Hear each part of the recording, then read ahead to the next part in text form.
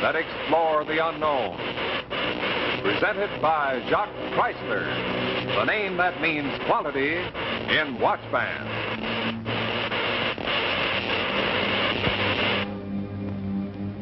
Tonight, our tale of tomorrow is The Crystal Egg by H.G. Wells and starring Thomas Mitchell.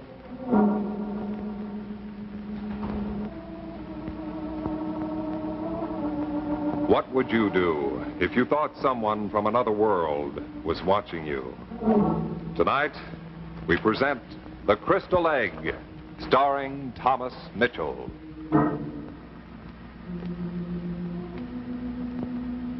My name is Vanick. I'm a man of science, and I've been chairman of the physics department at Cambridge these past 10 years. I am, I believe, well respected by my colleagues, and I published several important papers, as well as 3 books. My contribution as a scientist is a matter of record, but this will not help the case I plead, for already some of my colleagues are hinting that I'm acting strangely. Vanick is having hallucinations, but this affects only me. And there is something else involved. There is involved the welfare of this country, perhaps the world. If something happens to me, this will be the only record of the strange events that started that evening in Cave's shop in the West End.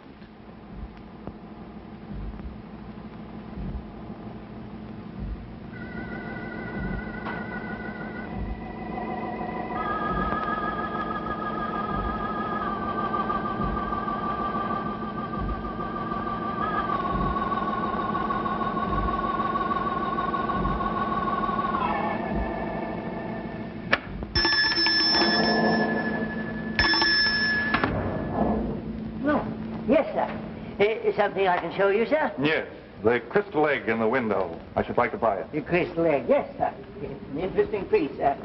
Now, here we are, sir.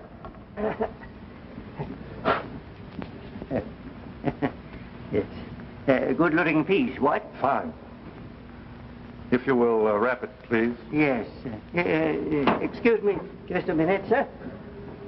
It doesn't seem to be marked. Well, why don't you look in the book? It's part of that junk we bought from Parsons.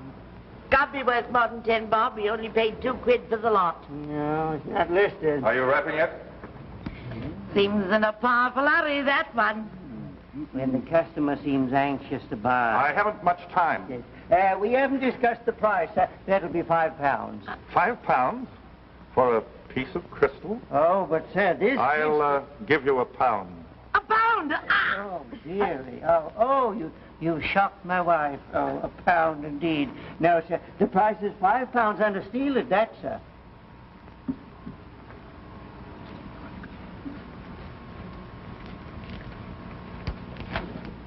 £2.10, that's all I have. I'll hold it, sir, for... But I was told to... Very well. I'll return with the money. Of course, sir, if someone should come in and be... Hold it for me. The name, please. I said I'd be back. You'll recognize me. Idiot! £5 for a bit of junk like that. He'll never be back. He'll be back. And when he comes next time, I'll tell him I made an error. I should have asked £10. What? Yes, he seemed very anxious to buy the crystal egg. Might it not be possible, dearie, that this is a particularly valuable kind of crystal? I've always wondered about this. It's a strange piece. You're the strange one. Perhaps. I think I'll call Professor Vanick. I'd like the good professor to take a look at this crystal egg. Oh, you're crazy. I'm crazy.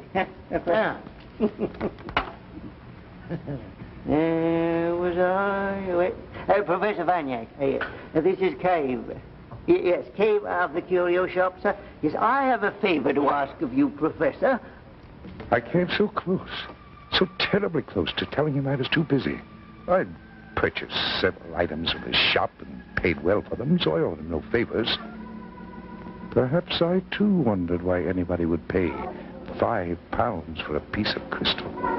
So I said I'd see him. When that man comes over, we'll never get to the flicks. Did you really have your heart set on it? Well, it's not that important. But perhaps we could tomorrow night.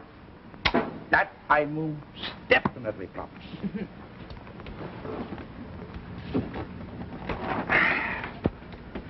Do I disturb you?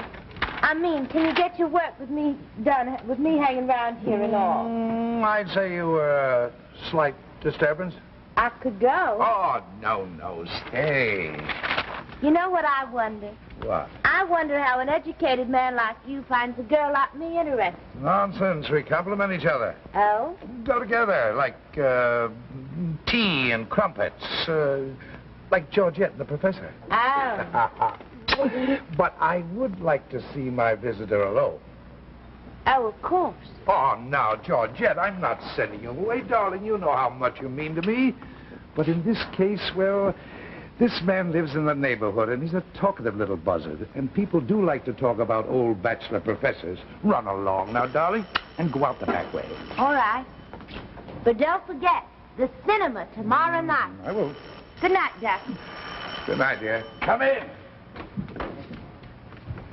Good evening, Professor. Good evening. Good evening. Hey, good of you to see me, sir. Hello. Oh, my. Oh, this is nice. Oh, here's a piece of mine, one item of mine. How well it looks in the room, sir. Thank you. I'm sorry I can't ask you to sit down, but I'm pressed for time. Examination papers, you know. Yes, of course, I understand. Well, this won't take more than a moment of your time, Professor. Now, I would like to ask you, sir, what is this? Huh? It's crystal.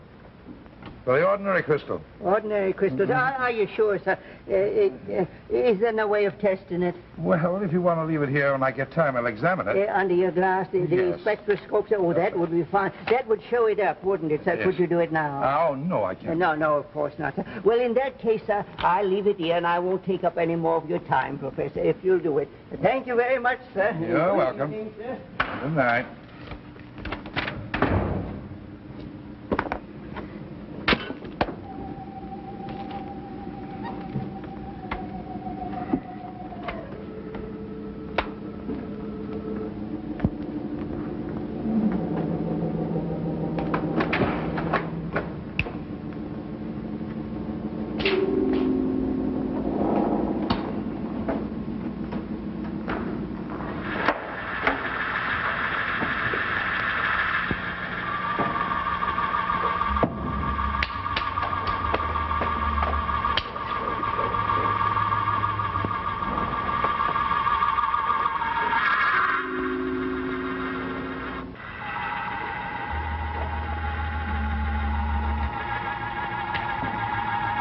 I worked all night. I couldn't stop. In all my years of research, I'd never seen anything like this.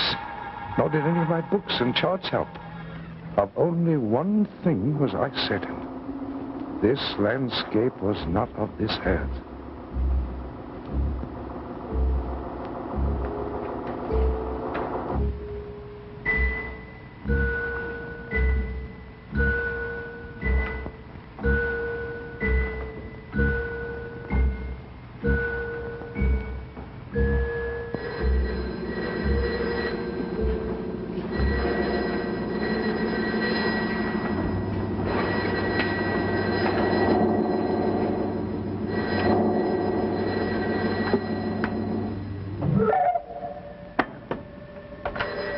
Yes. Is this Professor Vernick? I hope I didn't wake you, sir. Wake me? Oh, what time is it? It's 9 o'clock, sir. Have you any news for me, sir? News? Oh, okay. Yes, I haven't had time to take a look at your crystal. Oh, but, sir, the customer's coming this morning. Stall them off.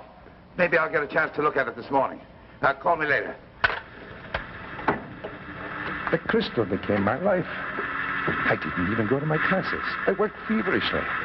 And I began to make progress. Slowly but certainly, the strange landscape in the crystal became clearer and clearer. I was able to distinguish certain features of the terrain. Landmarks became visible. The spectroscope readings indicated that the atmosphere of this landscape was different from ours. The mineral content of the mountain ranges were of no earthly origin. There was only one possible conclusion. I was looking at another planet.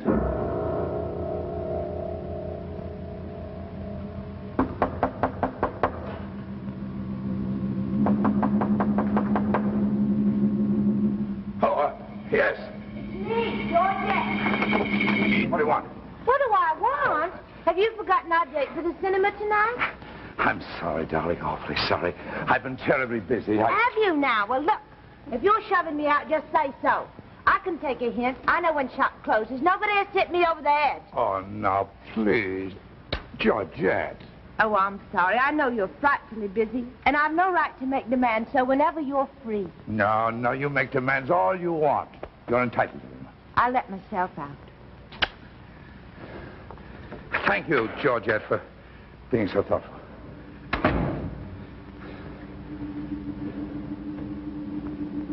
My brain was reeling. I was exhausted, feverish. But there was no stopping.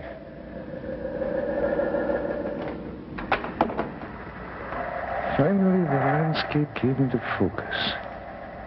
Sharp, clear. There, close to the horizon, was Saturn, in ascending aspect to Neptune. This was the answer. Through the crystal egg, I was looking at a landscape on Mars. And then...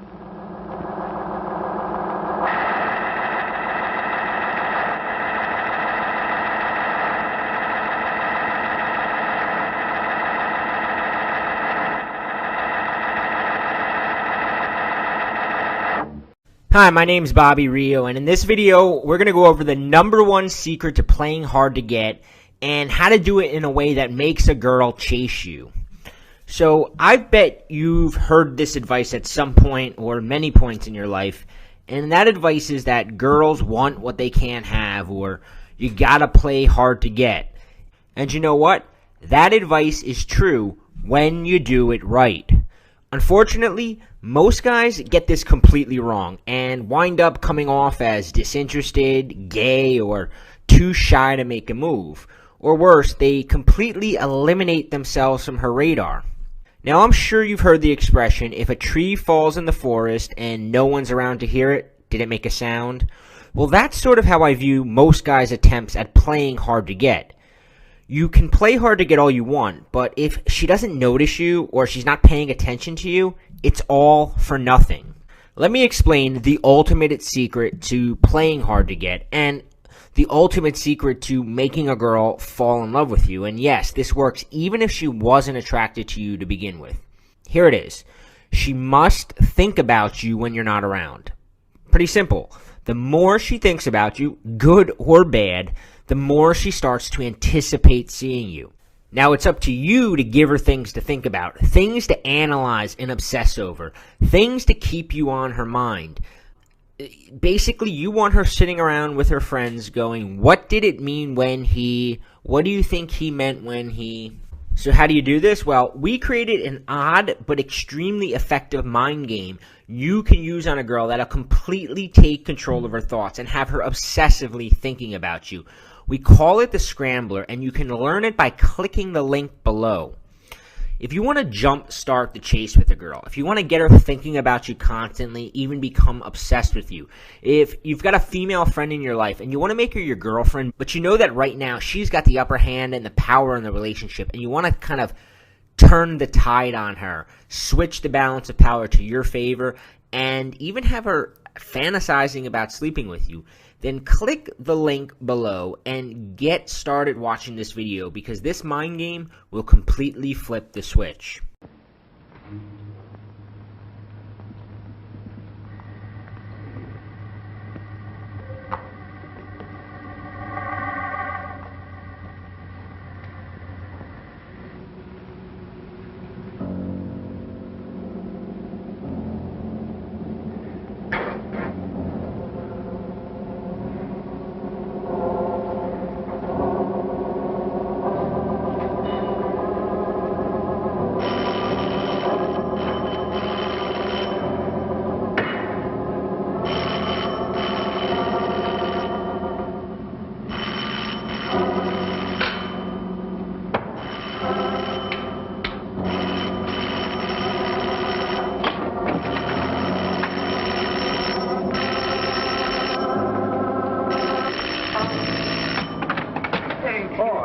but I have to see you. I have to have the egg back. You have to have it now? Yes. The young man keeps returning every few hours, and he'll pay me £10, and that's a lot of money. No, not for that, Crystal.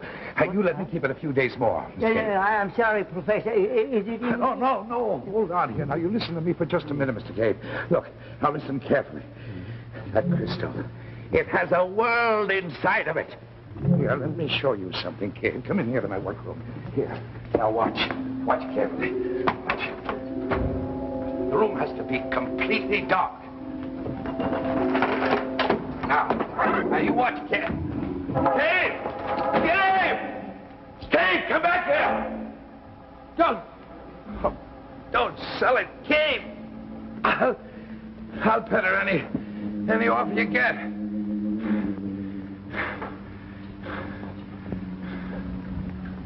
All right.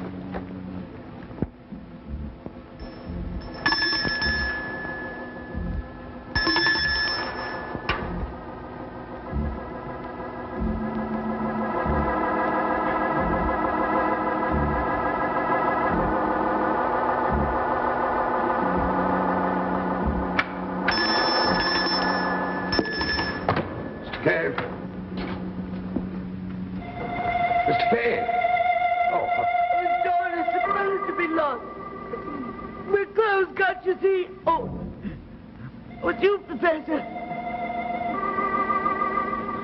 Oh, he was a good man, Charles. He was a good man. He had his faults, but who hasn't? What happened? Haven't you read it? Splashed all over the morning papers it was. Oh, it's horrible, horrible. His head all bashed in. What has happened? Where? In an alley. They left him to die in an alley. Beasts. Beasts. There must have been. They? The police said it must have been at least 200 the jobs they done. The egg. Please. Mrs. Cave. When the police found it, did they find the egg? I meant to ask you about that. Where is it? Why, Mr. Cave took it last night. What?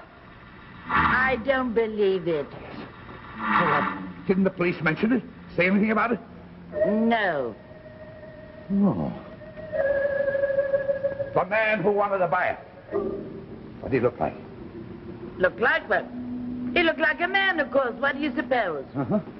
Oh, yes. He looked like a man. Yeah, well, yes, I know. Yes, he looked like a man. He's a queer one, he is. Wouldn't be surprised if he'd stolen it himself. Professor Puff.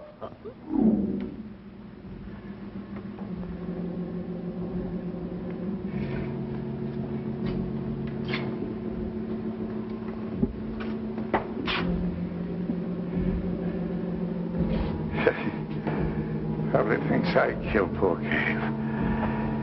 If I told the police I saw Cave last night, they wouldn't believe me without that egg. The egg? Where is it? Who took it? Without the egg, nobody believed me. My story means nothing without the egg. Even my colleagues wouldn't believe me. With the dean? Yes, Vanyek. Ma's in a crystal egg. Well, Vanek, there's no need of my telling you, I suppose, that your story has been making the rounds of the faculty room. No, I don't care to discuss the matter.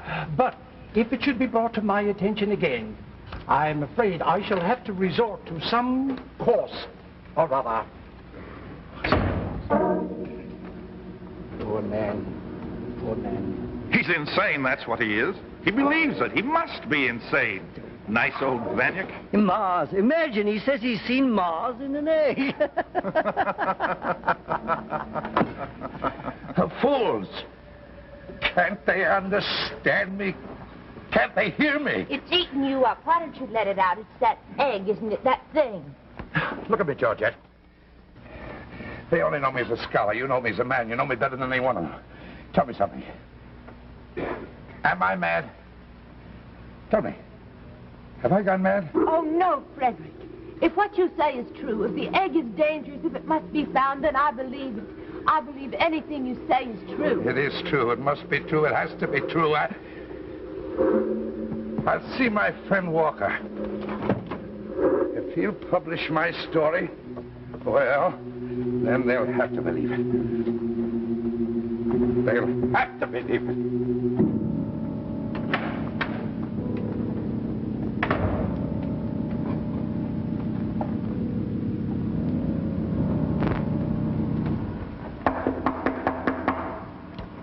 Open it and state your case. Banyak, Banyak, Banyak. Is there more than one of me? Well, look at you. You're fat enough to be triplets. Sit down, sit down. What brings you into this jungle, anyhow? An article, I hope. As a matter of fact, yes, an article. Do I have to brief you, or do you know the comic details? I'm an old friend, Bannock. An old friend overhear things. Sometimes they listen, but they never turn their back. If you hadn't sought me out, I should have come to see you. Thank you, Walker. I believe that. What can I do for you? Anything in my power. Publish my article. You publish it, and then they believe me. I should have to read it first. I'm a friend, yes, but I'm an editor, too. Then you're rejected. That's what you're saying. Bannock, may I be frank? Please. Let's suppose that what I have heard is substantially the truth. That Bannock, a professor at Cambridge University, has discovered a crystal which reveals Mars. Now, we assume that. Yes. And I publish this information in my magazine, read by scientists throughout the world. Bannock, where does that leave me? Oh, with Leeuwenhoek and Galileo. No, yes, no. yes, with Leeuwenhoek. When he peered through his microscope and saw a mass of life and they laughed at him. With Galileo, when he pointed his telescope and saw something so bright that it shook the earth. Impossible, they said. Galileo is mad. Leeuwenhoek is mad. All who see first are mad. Then the world sees and the madmen become heroes. Now you listen to me, Walker. I too know what I have seen, and I'll scream it to the world. I saw Mars through a crystal egg. But Bannock, Leeuwenhoek had his microscope. Galileo had his telescope. Ultimately, others could see. But you, where is your crystal egg? Ha. Where is my crystal egg? I couldn't publish. I'm not thinking of myself, I'm thinking of you, your reputation. Your life as a scientist is at stake. I know all that. And you're willing to risk that? But I must. Don't you understand? I saw him. I saw him watching us. I don't understand that, Bannock. I don't understand that at all. That crystal must have been put there on purpose. Don't you understand? Through that crystal, they're seeing us night and day. They're watching us in unguarded hours. Why are they watching us, Walker? Tell me that. Why are they watching us? Now, Bannock. Oh. Oh, yes. I've seen that look in the eyes of all the others. Poor Bannock has gone mad. No, Bannock. Not like this. Don't go.